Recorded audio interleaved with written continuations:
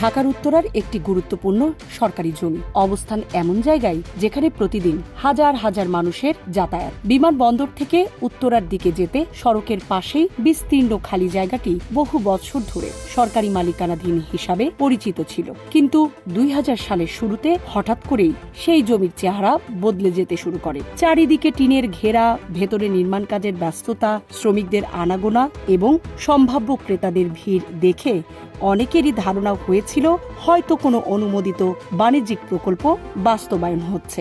জীবন অবাক না করলে কে করবে? 28% মিল্ক ফ্যাটের অবাক করার সাথে ফ্রেশ মিল্ক পাউডার। জীবন অবাক করুক প্রতিদিন। উত্তরার 6 নম্বর সেক্টরে ঢাকা ময়মনসিংহ মহাসড়ক সংলগ্ন প্রায় 6 বিঘা সরকারি জমি দখল করে সেখানে গড়ে তোলা হচ্ছিল বিশাল একটি মার্কেট। প্রকল্পটির নাম দেওয়া হয় শাহজালাল সুপার মার্কেট। নির্মাণ কাজের পেছনে ছিলেন শাহজালাল কোঅপারেটিভ সোসাইটির সঙ্গে সংশ্লিষ্ট কয়েকজন ব্যক্তি, যাদের মধ্যে প্রভাবশালী রাজনৈতিক ও প্রশাসনিক যোগাযোগ সম্পন্ন ব্যক্তিদের নামও আলোচনায় আসে। সরেজমিন অনুসন্ধানে দেখা যায় পুরো জমি টিনের দেয়াল দিয়ে ঘিরে ফেলা হয়েছে। বাড়ি থেকে ভেতরের দৃশ্য স্পষ্ট বোঝা না গেলেও প্রবেশের পর চোখে পড়ে শত শত ছোট আকারের দোকান নির্মাণের কাজ। টিনশেড কাঠামোর এসব দোকানের আকার প্রায় একই রকম। শ্রমিকরা দ্রুত গতিতে কাজ করছেন, যেন নির্দিষ্ট সময়ের মধ্যে পুরো প্রকল্প শেষ করার তাড়া রয়েছে। প্রকল্প সংশ্লিষ্টদের সঙ্গে সম্ভাব্য ক্রেতা পরিচয়ে কথা বলে জানা যায় সেখানে মোট 518টি দোকান নির্মাণের পরিকল্পনা করা হয়েছে। দোকানগুলোর প্রতিটির মূল্য নির্ধারণ করা হয়েছে 5 লাখ টাকা। বুকিং নিশ্চিত করতে তাৎক্ষণিকভাবে 1.5 লাখ টাকা জমা দিতে বলা হচ্ছিল। বিক্রয় প্রতিনিধিরা ক্রেতাদের আশ্বস্ত করছিলেন যে খুব দ্রুত দোকান বুঝিয়ে দেওয়া হবে এবং ভবিষ্যতে এই মার্কেট হবে উত্তরার অন্যতম গুরুত্বপূর্ণ বাণিজ্য কেন্দ্র। প্রকল্প কার্যালয়ে গিয়ে আরও বিস্ময়কর তথ্য পাওয়া যায়। সংশ্লিষ্ট কর্মকর্তারা দাবি করেন প্রকল্পের অধিকাংশ দোকান ইতোমধ্যেই বিক্রি হয়ে গেছে। তাদের ভাষ্যমতে প্রায় 30 কোটি টাকার দোকান বিক্রির চুক্তি সম্পন্ন হয়েছে। সম্ভাব্য বিনিয়োগকারীদের আস্থা বাড়ানোর জন্য বিভিন্ন নথিপত্রও দেখানো হচ্ছিল।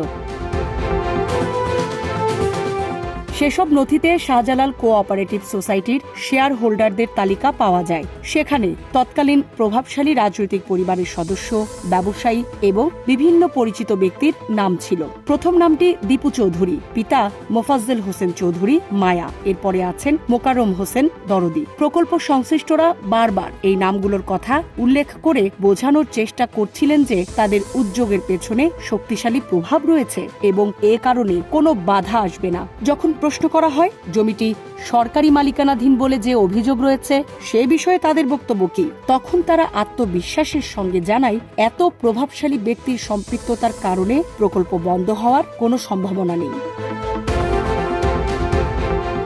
রাজধানী উন্নয়ন কর্তৃপক্ষ রাজুক সূত্রে জানা যায় জমিটি সরকারি মালিকানাধীন এবং সেখানে কোনো ধরনের মার্কেট নির্মাণের অনুমোদন দেওয়া হয়নি। সংশ্লিষ্ট কর্মকর্তারা আনুষ্ঠানিকভাবে স্বীকার করেন প্রভাবশালী মহলের কারণে দীর্ঘদিন কার্যকর ব্যবস্থা নেওয়া সম্ভব হয়নি। তবে বিষয়টি জনসম্মুখে এলে ব্যবস্থা গ্রহণ সহজ হবে বলেও তারা মত দেন।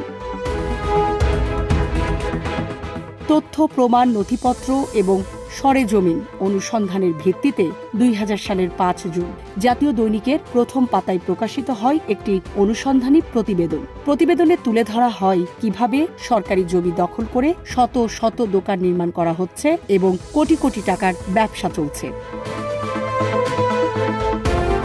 প্রতিবেদন প্রকাশের পর ঘটনাটি দ্রুত আলোচনার কেন্দ্রবিন্দুতে চলে আসে। প্রশাসনের উচ্চ পর্যায়েও বিষয়টি গুরুত্বের সঙ্গে বিবেচিত হয়। বিভিন্ন মহল থেকে চাপ, তদবির এবং প্রতিক্রিয়া শুরু হলেও সরকার শেষ পর্যন্ত উচ্ছেদ অভিযানের সিদ্ধান্ত নেয়। তখনকার স্বরাষ্ট্রমন্ত্রী মোহাম্মদ নাসিম কাউকে থোড়াই কেয়ার করলেন। সেদিন বিকেলেই উত্তরার সেই আলোচিত জমিতে প্রশাসনের একটি বড় দল নিয়ে হাজির হলেন। সেখানে উপস্থিত ছিলেন রাজুকের ম্যাজিস্ট্রেট, আইন শৃঙ্খলা বাহিনীর সদস্য এবং উচ্ছেদ কার্যক্রম পরিচালনার দায়িত্বপ্রাপ্ত কর্মকর্তারা। সঙ্গে আনা হয় একাধিক বুলডোজার। কিছুক্ষণের মধ্যেই শুরু হয় অভিযান।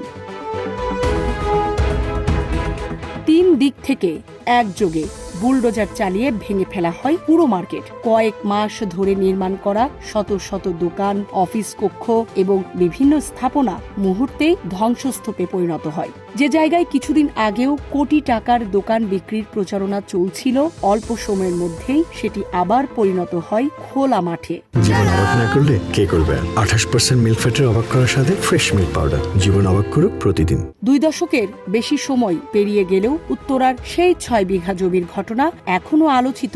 স্থানীয়দের ভাষ্য অনুযায়ী উচ্ছেদের পর দীর্ঘদিন জমিটি খালি পড়েছিল। পরবর্তীতে সেখানে সিটি কর্পোরেশনের ব্যবহারের জন্য একটি টিনশেড স্থাপনা নির্মাণ করা হয়। তবে বড় ধরনের বাণিজ্যিক স্থাপনা আর গড়ে ওঠেনি। সামরিনা প্রীতি, ঢাকা এক্সপ্রেস।